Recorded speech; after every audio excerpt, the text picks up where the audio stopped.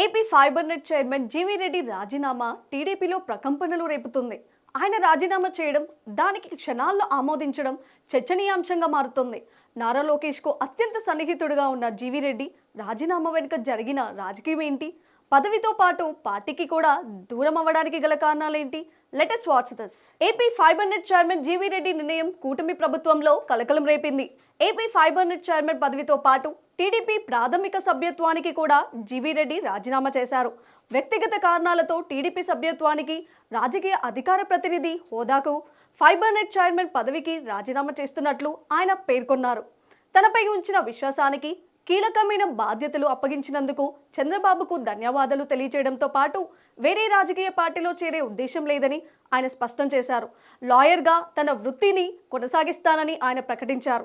GV Reddy రాజీనామాను కూడా ప్రభుత్వం ఆలోచించకుండా ఆమోదం తెలపడం రాష్ట్ర రాజకీయాల్లో హాట్ టాపిక్ గా మారింది. గతంలో వైసీపీలో పనిచేసిన జీవీ రెడ్డి అక్కడ సరైన గౌరవం లభించకపోవడంతో టీడీపీలో చేరారు.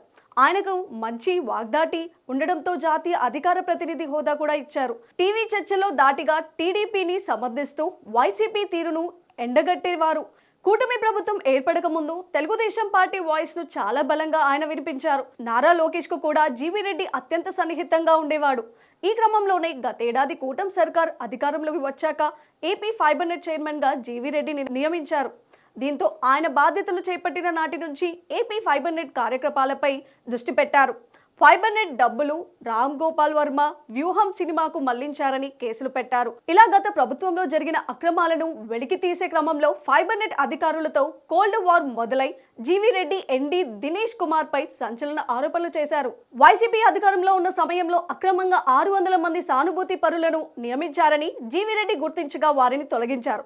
అయితే తొలగించి 3 నెలలైనా ఎండి దినేష్ కుమార్ను రిలీవ్ చేయకపోవడంతో వారికి జీతాలు అంది ప్రభుత్వ ఖజానాకు భారీగా నష్టం ఏర్పడుతుందని చెప్పి డైరెక్టర్గా ఎన్డీని టార్గెట్ చేశారు. అంతేకాదు ఎన్డీ నిర్వాకం వల్ల ఫైబర్ నెట్కు 350 కోట్ల పరిహారం కట్టాల్సిన అవసరం ఏర్పడిందని, ఆయనపై రాజద్రోహం కేసు పెట్టాలంటూ ప్రెస్ మీట్లో జీవీ రెడ్డి ఘాటు వ్యాఖ్యలు చేశారు.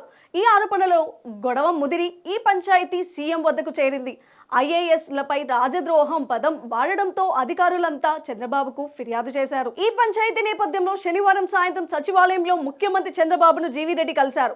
ఫైబర్ నెట్ లో జరుగుతున్న వ్యవహారాలపై సీఎంకు వివరణ ఇవ్వగా ఆయన మందలించినట్లు సమాచారం.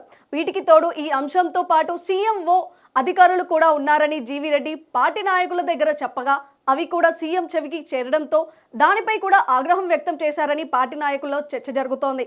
ఏమైనా ఉంటే తనతో మాట్లాడాలి కానీ మీడియా సమావేశాలు పెట్టి తగదని కాస్త గట్టిగానే జీవీ రెడ్డిని చంద్రబాబు హెచ్చరించారు. అలాగే ఆరోపణలు చేసిన అధికారులతోనే తిరిగి పనిచేయాలని సూచించడంతో ఆయన తీవ్ర మనస్తాపం చెంది రాజీనామా చేసినట్లు తెలుస్తుంది. జీవీ రెడ్డి రాజీనామా తర్వాత AP fiber net managing director Dinesh Kumar ను ప్రభుత్వం బదిలీ చేసింది. ఆయనకు పోస్టింగ్ ఇవ్వలేదు. సాధారణ పరిపాలన శాఖకు రిపోర్ట్ చేయాలని సూచించింది. ఆయనను బదిలీ చేయాలంటూ జీవీ రెడ్డి చేసిన విజ్ఞప్తికి ప్రభుత్వం సకాలంలో స్పందించకపోవడమే రాజీనామాకు దారితీసినట్టు చెప్తున్నారు. జీవీ రెడ్డి రాజీనామాపై పునరాలోచించుకోవాలని అధిష్టానం కూడా దృష్టి సారించాల్సిన అవసరం ఉందని, లేకపోతే తీవ్ర నష్టం జరుగుతుందని టీడీపీ క్యాడర్ సోషల్ మీడియాలో పోస్టులు చేస్తోంది. మరి దీనిపై చంద్రబాబు ఎలాంటి నిర్ణయం తీసుకుంటారో చూడాలి.